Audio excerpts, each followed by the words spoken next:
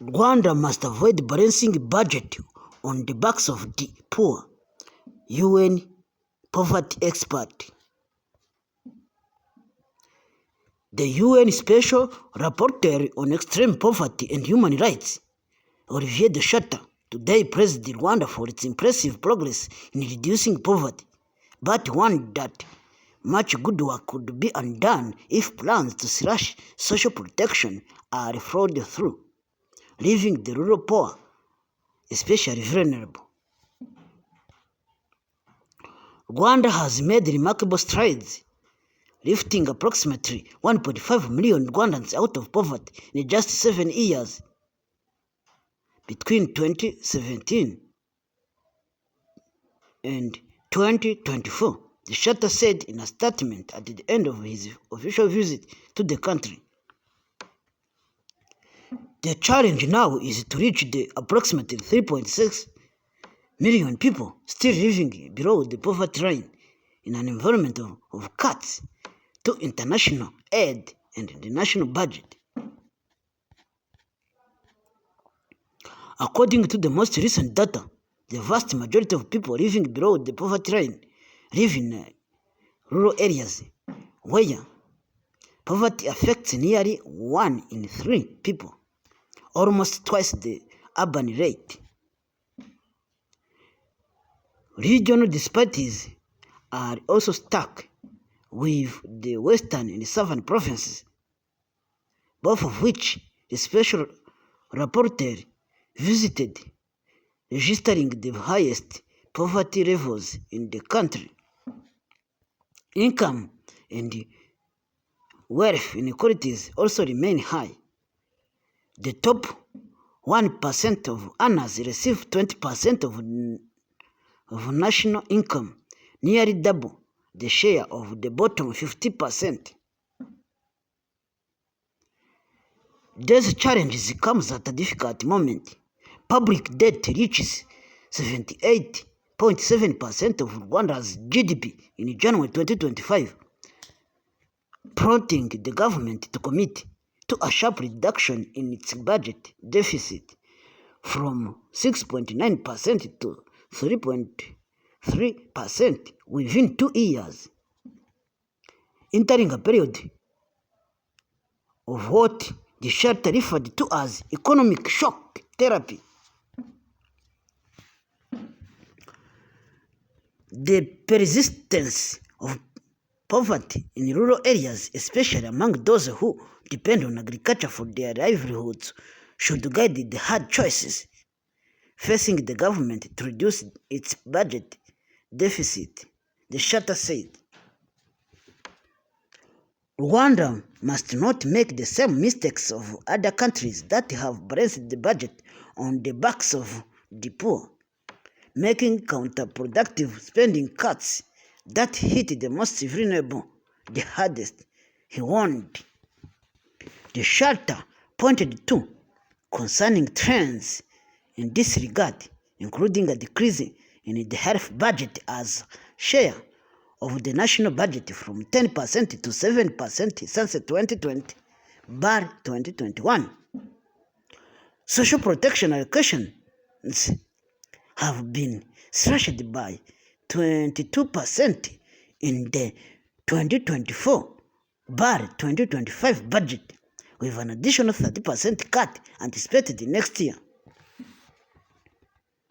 Funding of policies in areas such as healthcare and social protection depend largely on international donor support, which is becoming increasingly unpredictable, leading to the Shutter to call for an urgent rethink in how to sustainably finance these life-saving sectors by better mobilizing domestic resources.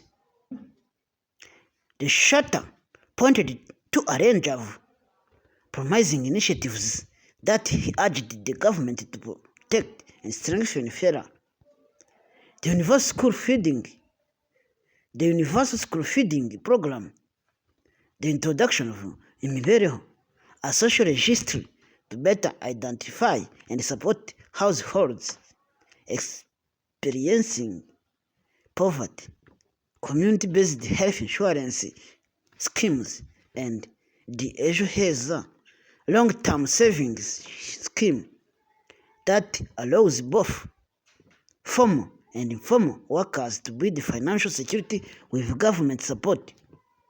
However, the expert expressed concerns about the lack of unemployment, family and maternity benefits. The Ingoboka cash transfer remains limited and with no minimum wage and low unionization. 1 in 4 workers lives in poverty.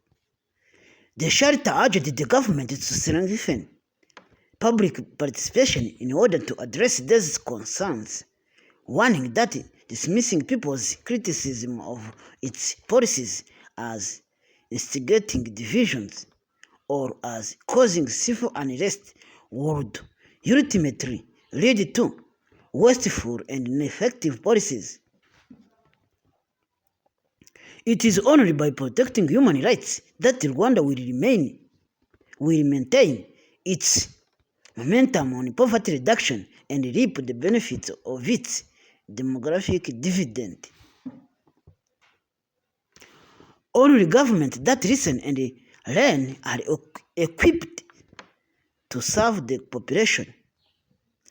Participation allowing for genuine concerns to be put forward and bottom-up solutions to be proposed are indispensable ingredient of development, the shelter said. The special rapporteur's final report on Rwanda will be presented to the UN Human Rights Council in June 2020. The city of Kigali has indicated that satellite monitoring has detected more than 4,000 illegally built houses since July 2024. Such cases include houses built not in line with the city's master plan. Samuel Dusengiyumva, the mayor of the city of Kigali, noted during the press conference held on May 30 at his offices. The system of monitoring construction projects using satellite imagery is part of efforts to identify illegal developments before they are completed.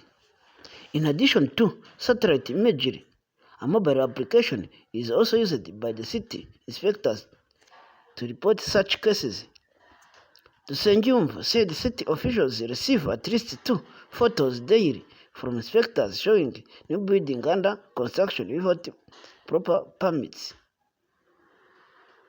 We are trying to avoid detecting illegal housing only after construction is complete. The system helps us identify structures at the early stages and assess land that appears to be under development, Dusengiyumva said. President Paul Kagame has called on the international community to fundamentally change its approach to global conflicts, urging leaders to focus on addressing their underlying causes rather than merely managing them through temporary measures. Speaking at the 2025 Astana International Forum in Kazakhstan, Kagame warned that the prevailing model of conflict mediation, dominated by ceasefires and short-term diplomacy, has constantly failed to deliver lasting peace. Rwanda gains new European market for locally roasted coffee. The CEO of the National Agricultural Export Development Board, NAEB, Claude Bizimana, has announced that Poland has emerged as a new and strategic export market for Rwanda, as it is set to begin importing locally processed coffee. Rwanda was among the countries that participated in the Coffee Europe Expo 2025, an international coffee trade fair held at Pitak Warsaw Expo in Warsaw, Poland. The event convened stakeholders from across the coffee value chain, including innovators and technology providers in coffee production, processing, Rwandan and hospital unveils East Africa's most advanced robotic surgical microscope.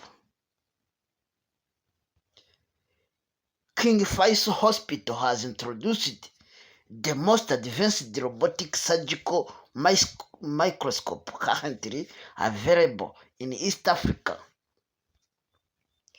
bringing major improvements to how brain and spine surgeries are performed. ZEISS KINEVO900S is the only full equipped system of its kind in the region.